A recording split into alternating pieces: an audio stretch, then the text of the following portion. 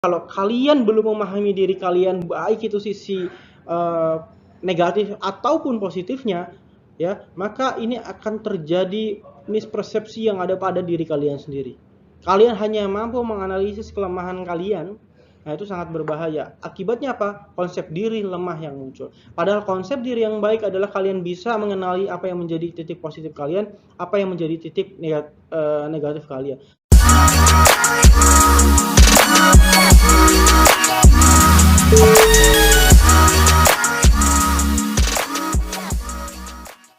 Semuanya, assalamualaikum warahmatullahi wabarakatuh. Bertemu lagi dengan perkuliahan kita, yaitu pengembangan diri atau personal development. Pada kesempatan kali ini kita akan bicara mengenai manfaat dari pengembangan pribadi atau manfaat dari perkuliahan ini seperti apa. Jadi kalau kalian semua bertanya-tanya mengenai personal development itu sendiri, sebenarnya manfaatnya apa sih buat kita, ya. Beberapa materi yang lalu sudah dijelaskan sebenarnya mengenai personal development atau pengembangan diri itu apa dan kenapa kita harus melakukan itu. Dan pada materi ini kita akan ulas lebih mendalam lagi mengenai manfaat dari pengembangan diri dan pengembangan diri itu apa. Ya, kalau kita bicara mengenai manfaat pengembangan diri atau pribadi, itu untuk mengembangkan diri kita sendiri secara total, baik faktor pribadi maupun fisik, dan ditujukan untuk semua orang. Jadi, pengembangan diri yang dimaksud itu bukan hanya sekedar kemampuan kita, skill kita, atau soft kita, kemudian mentality kita, kemudian juga tata berperilaku kita, tetapi juga penampilan fisik kita, bagaimana kita cara berpakaian, bagaimana kita cara berperilaku, itu semua langsung bisa dilihat oleh orang lain tujuannya. Kalau kita memiliki kepribadian kemudian kita tutup dan kita sembunyikan dari orang lain, berarti kita masih memiliki jiwa yang sangat tertutup dan belum bisa terbuka dengan orang lain. Nah, inilah yang harus kita kembangkan sehingga kita nantinya bisa lebih mudah berinteraksi dengan orang lain gitu ya. Jadi nggak lagi kalian menjadi seseorang yang tertutup dan tidak berani menunjukkan bahwa diri kalian itu memiliki potensi, diri kalian itu bisa melakukan sesuatu. Karena terkadang seseorang itu memiliki kemampuan, memiliki pengetahuan tentang sesuatu hal, tetapi karena rasa tertutupnya, karena ketidakberaniannya, akhirnya dia tidak pernah menyampaikan aspirasi, kemampuan, pengetahuan yang dia miliki. Lalu bagaimana sih cara melakukan pengembangan pribadi? Yaitu mengenal diri kita lebih mendalam, mengenal diri kita lebih baik lagi, mengenal diri kita lebih jauh gitu ya. Kenapa? Karena terkadang kita lebih mudah mengomentari hidup orang lain, kita lebih mudah menilai hidup orang lain ketimbang kita harus menilai diri kita. Apa yang menjadi kelemahan kita? Itu kadang-kadang sering kita lupakan dan sering kita abaikan. Apa yang menjadi kelebihan kita itu tidak kita asah, tidak kita poles terus, tidak kita kembangkan, tidak kita telaah sehingga potensi yang ada pada diri kita tidak bisa berkembang jauh lebih baik lagi. Kemudian menerima umpan balik atau feedback masukan dari orang lain itu merupakan hal yang sangat baik ya. Kalau kita mau mendengarkan orang lain, kalau kita mau mendengarkan pendapat orang lain, kalau kita mau mendengarkan saran orang lain, walaupun tidak semuanya harus kita dengarkan secara utuh, walaupun tidak semuanya harus kita telan mentah-mentah, tetapi kita filter, kita saring mana yang baik buat kita. Nah, itu nantinya akan bisa mendorong kemampuan kita, mengembangkan kepribadian kita untuk menjadi lebih baik, menjadi lebih terbuka. Ya, terbuka dalam hal ini bukan berarti semuanya apa yang kita ketahui disampaikan, tetapi kita memiliki cara untuk memfilter, menyaring apa pesan-pesan yang bisa kita sampaikan kepada orang lain. Karena tidak semua pesan itu bisa disampaikan dengan orang lain, ya, tergantung dari kondisi dan situasinya. Kemudian upaya pembentukan sikap ya. Kalau kita mau membentuk sikap kita, mengontrol kepribadian kita, perilaku kita, karakter kita itu sangat penting. Kenapa? Kalau kita tadinya sama orang yang lebih tua itu kurang bisa menghargai, kalau kalian pesen atau kirim WA kepada dosen kalian, guru kalian, orang tua kalian dengan kata-kata yang sangat vulgar dalam artian anak muda banget, itu kadang-kadang belum bisa diterima. Kenapa? Harus ada tata cara bagaimana kalian bisa menyampaikan pesan itu yang itu akan mencerminkan sikap kalian. Misalkan dalam mengirim WA ke dosennya, kalian tidak boleh langsung mengenalkan menanyakan tentang suatu masalahnya, "Pak, kok nilai saya belum keluar ya, kenapa? Nah, kalian harus mengenalkan diri dulu, dibiasakan mengenalkan diri. Mohon maaf Pak, izin mengganggu waktunya. Nama saya, NPM ini, mata kuliah apa, kelas apa, yang jam berapa. Karena bisa jadi dosen itu mengajar dengan satu mata kuliah, kelasnya banyak, dosen jamnya juga banyak. Jadi kalian harus bisa memastikan bahwa apa yang kalian sampaikan itu bisa langsung diketahui oleh si dosen atau guru kalian. Kenapa? Kalau kalian mengirim nggak jelas, itu sudah langsung malas untuk dibaca ya. Akhirnya apa? Ini anak juga tidak punya sopan santun, tidak punya etika, nggak pernah mengenalkan diri, tiba-tiba tanya. Nah, ini yang harus kalian ketahui ya, agar pribadi kalian bisa lebih berkembang lagi. Kemudian itu tadi, perilaku sikapnya setelah dibentuk seperti apa? Apakah kalian bisa menerjemahkan apa yang diinginkan oleh orang lain, apa yang memang baik buat kalian dan bisa kalian lakukan. Kemudian mengenal karakteristik perilaku yang baru. Kalau kalian sekarang seperti apa? Kemudian gimana sih caranya mengenal karakteristik ini? Kalian kuliah. Ya, ini adalah salah satu cara untuk membentuk kepribadian kalian. Kenapa? Kalian mendapatkan lingkungan baru yang secara pola pikir pasti akan jauh berkembang ketika kalian di SMP ataupun SMA.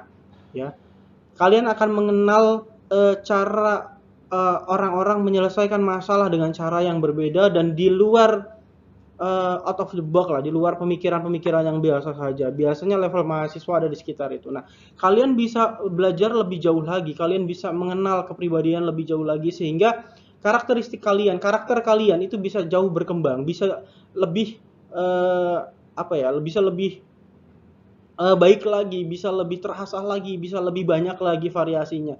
Sehingga yang tadinya karakter kalian hanya itu saja, maksud saya tertutup, kemudian cenderung tidak terbuka, bisa lebih terbuka dan menerima banyak masukan, sehingga kalian bisa lebih mudah untuk beradaptasi dengan tempat kalian yang baru. Ya. Pengenalan diri maksudnya adalah seseorang yang memandang diri sendiri dan situasi sekelilingnya dengan pandangan negatif. Ya. Kok seseorang yang memandang diri sendiri dan situasi dengan pandangan negatif? Ya. Ciri-ciri orang yang mempunyai konsep diri lemah. Jadi ada orang yang mengenali dirinya itu juga dikenali dengan dirinya sendiri. Kalau tadi saya bilang ada yang nggak tahu kelemahannya, ada yang nggak tahu kelebihannya. Tapi ada orang yang mengenali dirinya itu dengan cara yang negatifnya. Dia sudah tertutup bahwa dirinya adalah yang terburuk deh gitu. Dirinya yang tersial, yang terapes dan lain-lain lah ya. Dampaknya apa ketika kita mengenali diri kita dengan cara seperti ini? Tidak lagi ada kelebihan yang bisa kita kenali. Maka dia akan mengalami kesulitan bicara dengan orang lain. Kenapa? Dia akan minder. Dia akan memiliki kepribadian yang semakin introvert atau tertutup. Kenapa? Dia takut salah. Ya, dia takut gagal, dia takut disalahin, dia takut dicemooh, dia takut dibully dan lain-lain. Ini yang akan sangat berbahaya.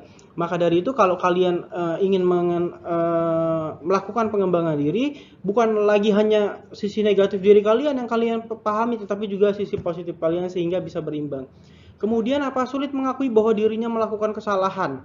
Ya, kalau orang yang seperti ini biasanya kalau ada orang yang nyalahin dia, maka dia akan mengatakan bahwa karena dia nggak suka dengan saya, karena dia memang dari awal nggak mau dengan saya berhasil, karena dia memang mau menangnya sendiri. Akibatnya akan terus seperti itu. Kemudian kurang mampu mengungkapkan perasaan dengan cara-cara yang wajar. Nah, ini yang kadang-kadang juga sering menjadi miskomunikasi, sering menjadi konflik baru dengan teman-temannya karena dia tidak bisa mengungkapkan perasaan dengan cara yang wajar. Seperti apa misalkan? Misalkan dia menyukai apa yang dilakukan temannya. Misalkan dia menyukai karya dari temannya, tetapi cara menyampaikannya terkadang-kadang justru menyinggung temannya itu sendiri. Padahal dia hanya ingin memuji bahwa apa yang dilakukan temannya itu baik, tetapi kadang-kadang dia justru ngebandingin dengan karya orang lain. Nah, itu yang juga salah. Kemudian sulit menerima kritik dari orang lain ya, ini karena itu tadi dia tertutup dan ketika mendapat masukan menganggap bahwa orang lain nggak suka sama dirinya. Nah, itu yang memang berbahaya.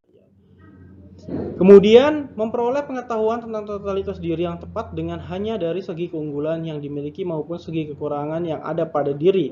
Dengan pengenalan diri yang tepat, kita bisa memperoleh konsep diri yang tepat pula. Dengan demikian, kita bisa berupaya untuk mengembangkan segi positif dalam mengatasi segi negatif yang kita miliki sehingga mampu sikap-sikap positif sesuai dengan peran yang kita jalankan. Konsep diri adalah bagaimana orang memandang diri sendiri, situasi sekelilingnya. Bila kita belum mampu mengenal diri sendiri dengan tepat, maka terjadilah apa yang dimaksud konsep diri lemah.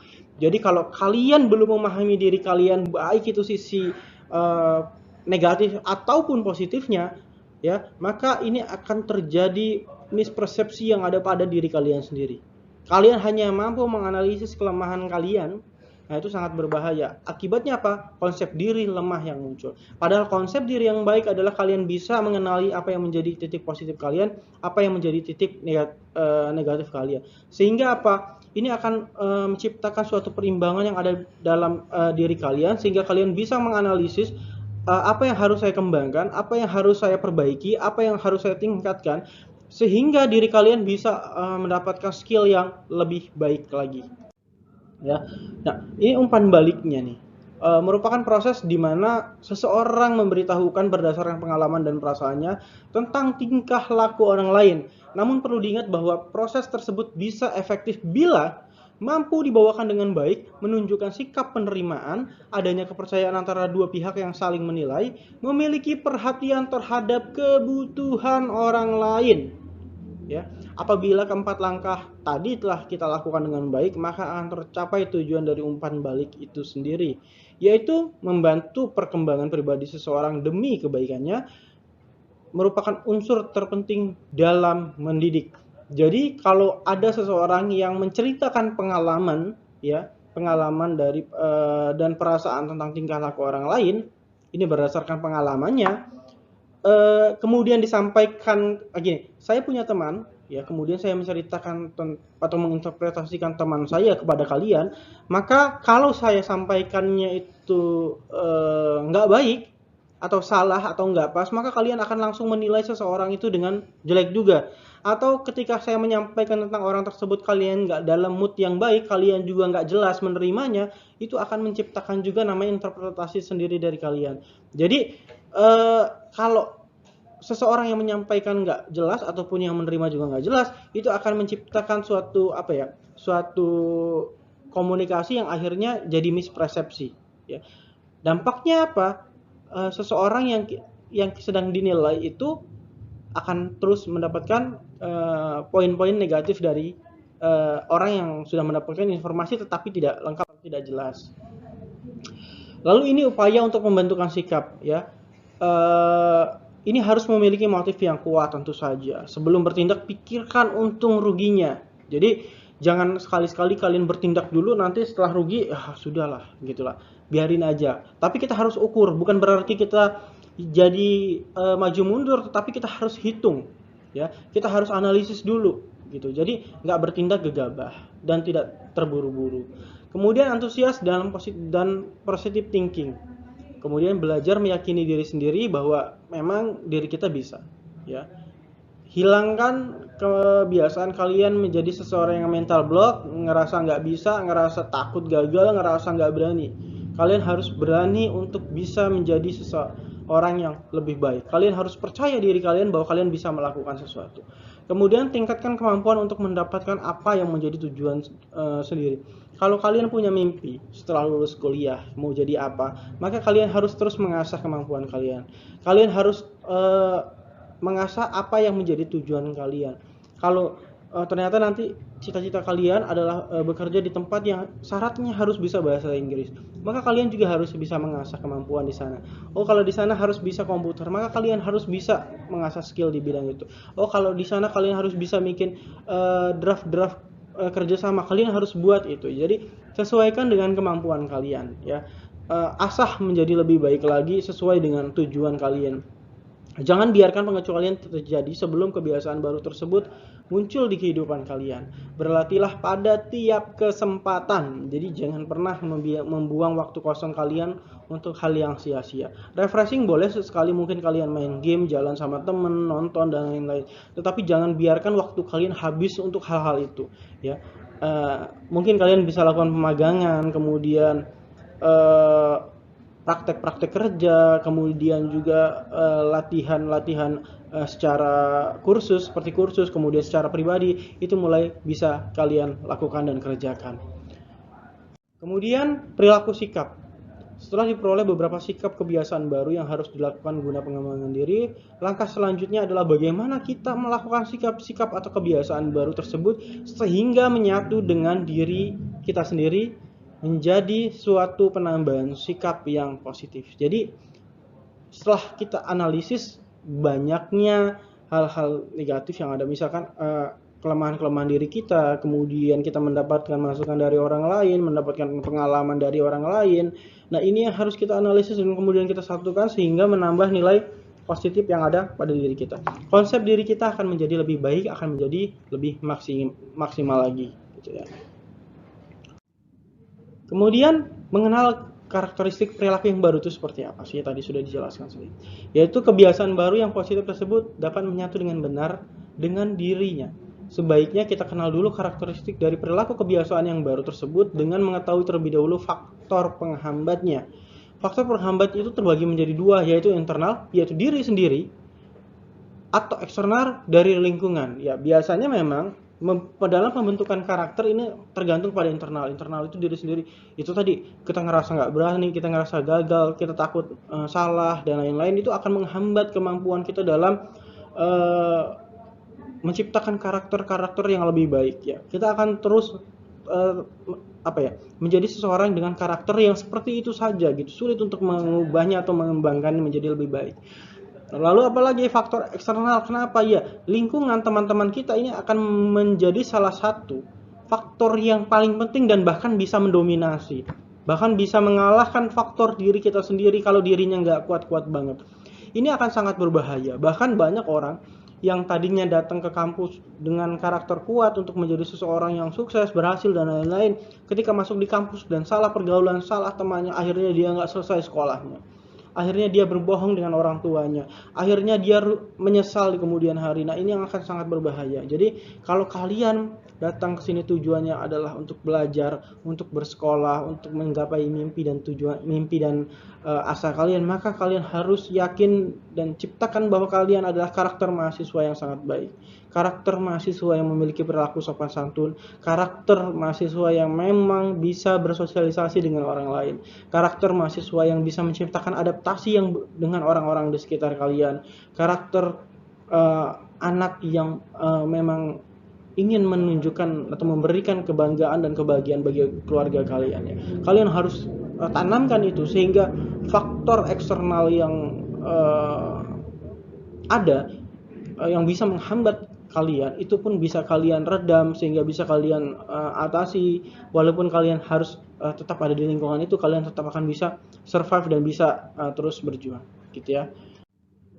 Baik, terima kasih. Kalau ada yang mau ditanyakan bisa langsung ditanyakan saja di kolom komentar atau di WA group ya. Jangan lupa untuk kalian yang belum absen silahkan absen juga ya. Silahkan di komen dan juga di apps-nya ya. Terima kasih. Mohon maaf apabila ada salah-salah kata. Wassalamualaikum warahmatullahi wabarakatuh.